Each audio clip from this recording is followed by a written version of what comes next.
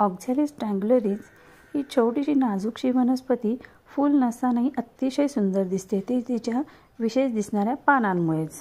ही तुम्ही कंदांपासून पण ग्रो करू शकता। माझे हे रोप मी नर्सरीतून विकत आणलेले आहे।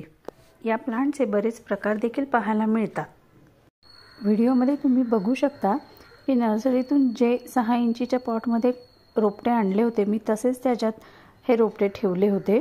फक्त त्यात कधी-कधी कंपोस्ट टाकते महिन्यातून एकदा, आणि ही अशी सुकलेली पाने काढून टाकत असते। या प्लांटला डायरेक्ट ऊन सहन होत नाही। जर उन्हात तुम्ही हे रोपटे ठेवले तर त्याची पाने बाजूने करपू लागतात, म्हणजेच हे झाड इनडायरेक्ट सूर्यप्रकाशात अतिशय छानरित्या वाढते। मातीचा वरचा थर कोरडा झाला की याला पाणी द्यायचे। वरील चित्रांमध्ये तुम्ही बघू शकता की याला पाणी नाही दिले की याची पाने लगेच कोमेजतात आणि पाणी दिल्यावर लगेच टवटवीत होतात। याची फुले नाजूक आणि सुंदर अशी दिसतात, पण यांना वास अजिबात नसतो। या प्लांटचे अजून एक वैशिष्ट्य म्हणजे दिवसभर प्रकाश असताना यांची पाने उघडलेली असतात आणि रात्र होताच यांची 3 पाने एकमेकांना चिटकून जातात, जणू काही हे प्लांट झोपीत जाते। फ्रेंड्स, तुम्ही विश्वास करणार नाही, हे प्लांट माझ्याकडे 2 वर्षापासून आहे।